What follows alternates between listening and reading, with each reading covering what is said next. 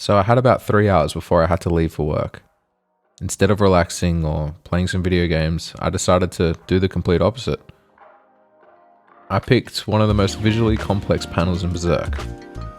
The moment Casca regains her memories in chapter 353. I set a timer and gave myself the full 3 hours to redraw the whole thing from scratch. No breaks, I couldn't clean it up, just ink, paper, and alcohol markers. This wasn't just about speed, it was about pressure. I wanted to simulate, in a small way, what it might feel like to work under the kind of deadlines a manga artist faces each week. And I wanted to see how much of that emotion I could capture in a single sitting. Let's dive in. So, why this panel? I picked this panel because, honestly, it just looked insanely detailed and beautiful. Like I said before, it's from chapter 353 of Berserk. The moment Casca finally regains her memories. She sees Guts, and suddenly it all comes crashing back. The trauma, the eclipse, the pain. What really drew me in was how Miura captured that psychological unraveling. As the panels before this are just a sequence of lead up to eventually get you to this point where all those memories start coming back. It felt like the perfect panel to challenge myself with, because it isn't just technical, it's emotional. Those are the hardest drawings, in my opinion, to get right. So, I had 3 hours before I had to leave for work, and I figured, time for a challenge. There's something about giving yourself a strict window that completely changes how you approach the page. You don't get to hesitate, you don't get to redo, you have to commit. And it made me think of the pace manga artists work under. Except their deadlines aren't once in a while, they're constant, weekly, bi-weekly, month after month. Of course, this isn't a comparison to them, this is just one panel, and they're producing whole chapters. Let's get into my drawing process. Here's how I broke it down. As always, I started with a light grid, marked out using a ruler and a 2H pencil. I wasn't going for one-to-one accuracy, but the composition and character positioning demanded some structural help. The grid helped me align Guts, the Eclipse, and the layering of dynamic faces across the panel. Without it, it would have been really easy for the forms to collapse into like this sea of chaotic mess. With the grid in place, I did the initial blocking using the same 2H pencil. This stage was about rhythm and flow. I tried to sketch everything in shapes and shadows, rather than focusing on detail. Instead, I focused on the silhouette, contrast zones, how the viewer might move through the piece. Once the foundation was down, I moved to a 2B pencil. This is where the more specific forms start to appear. Guts' spiked hair, his heavy cloak, the swirling detail around the eclipse, and the scales and distortion of each of the faces. I deepened the outlines, reinforced darker zones, and began visualizing how each area would translate to ink later. This was probably the most satisfying part of the sketching stage. Then came the G-pen and deleter ink. Honestly, this part gives me some anxiety, because you only get one shot, and it takes a long time to fully ink a page. I started with Guts, his outlines, facial shadows, and a massive streak of black ink coming up from his cloak to his hair. I was very grateful because there's actually no facial detail in this piece, so just working in shadows for the face was quite easy.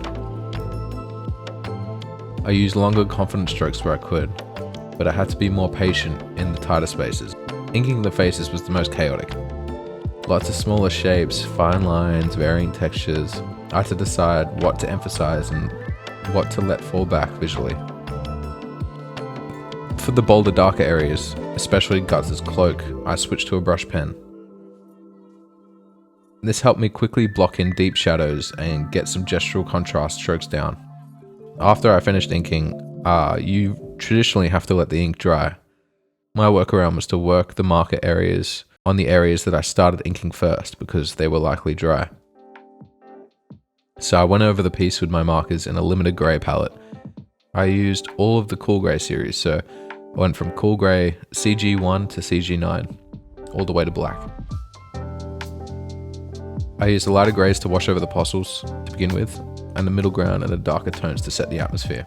I found a lot of issues here because I just could not get it to look quite right. And I later found out that it was just the fact that I was making the faces in the background way too light. I didn't worry at all about perfect blending. I didn't have the time to worry about it. Instead, I focused on building value and atmosphere. The goal was sort of tone over one-to-one accuracy and precision. The last stage was whiteout, which I applied with a fine brush. I used it mostly with the Eclipse moon in the background, just to create some stark highlights and a few areas on Guts' hair, but I didn't have to use the whiteout too much at all. So in the previous Berserk pieces I have finished, they've taken me around 8 to 9 hours, so I wasn't able to give this piece the usual attention. Working fast is uncomfortable, but every part of me wanted to slow down, fix the eye, reshape the jaw, smooth out that spiral, but I couldn't. I had to let it just be what it was. The funny thing is, that pressure created a sort of flow. The same when you get into a groove during quick gesture drawing. You stop overthinking and start reacting.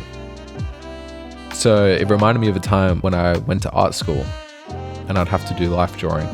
So there'd be a model, they would pose, and sometimes you'd have a 60-second pose, you'd have a 5-minute pose, you'd have a 20-minute pose. Nothing too substantial. So with a 60-second one, you'd always produce a messy piece, but it was a piece that would be finished. You'd have to get the whole gesture down in 60 seconds. After practicing like that for so long, you start seeing better, you start trusting yourself more, and your instincts, overall drawing instincts, get better too. You begin to notice that imperfections don't ruin a drawing. Sometimes they strengthen it. They make it feel alive. That's something I had to embrace. Let's talk about Miura, because no matter how much I admire this panel, I know my version barely scratches the surface. Miura just didn't draw beautiful pages, he built emotional architecture. His panels weren't just designed, they were composed like music, rhythm, tone, structure. The way he layers textures, the way he uses line weight, the way light moves through his scenes, it's all intentional. Even when everything looks chaotic, there's structure underneath. He didn't just draw action, he drew emotion. You can feel the tension in his characters' bodies, the haunted expressions, the silence in a glance. He understood the visual language of suffering and resilience better than anyone. That level of symbolic storytelling in just one panel, it's on another level. And then you remember, this wasn't just a one-time piece. This was part of a 14 to 15 page chapter full of ridiculous panel work. And what's the hardest part? He did it under a deadline. Manga is brutal. Most artists are working 12 to 16 hour days with barely any breaks. Assistants help, sure, but that doesn't lessen the mental and psychological toll. Togashi's back is in terrible condition. Miura passed away. Even Toriyama was drawing into his final year. There's so much we take for granted as readers. We flip through chapters in 5 minutes, but it might cost someone their health to finish. It made me realize how easy it is to consume someone else's sacrifice. This redraw gave me a tiny window into what it felt like the pressure can be, and I barely scratched the surface. It's not just the health toll, it's the isolation, the pressure to keep readers engaged, the fear of falling behind, and still, they deliver. I learned more in these 3 hours than I have a week of slow drawing. I learned how important it is to commit. I learned how little time you actually need to say something emotional through art. And I learned that pressure, when used right, can make you honest. This isn't a perfect drawing. There's a lot of mistakes. But I walked away from this with more confidence and a deeper understanding of what really matters in my art. If you draw, I think this is a good challenge to do. Pick yourself a reference, give yourself a tight deadline, pick something hard, and go. You'll learn a lot about your process. You'll see what you prioritize, and you'll feel that switch where you stop being careful and start being expressive. It doesn't have to be perfect. That's the point. It's about showing up with urgency. And honestly, that's what makes manga powerful. Not just the detail, but the passion behind the lines. You can feel it when the artist is giving everything they have. You learn to be okay with letting go, and letting the moment speak for itself. And sometimes, you'll make something more honest because of that.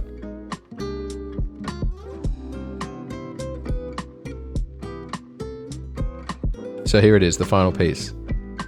You can see it's definitely technically lacking, and there's areas to be improved. Lots of the faces in the background are so funny when you zoom in, and Guts looking a little chubby, but that's okay. There are definitely flaws, rush lines, areas I'd define if I had a bit more time. But it is what it is. Thanks so much for hanging out with me during this. This was one of the more cooler pieces I've done this year, even though it didn't quite turn out that way. Just the overall experience itself definitely has helped me reevaluate how I tackle drawings. So subscribe if you want more redraws, art breakdowns, art challenges, and for videos where I put way too much pressure on myself for no reason. I'll see you in the next one.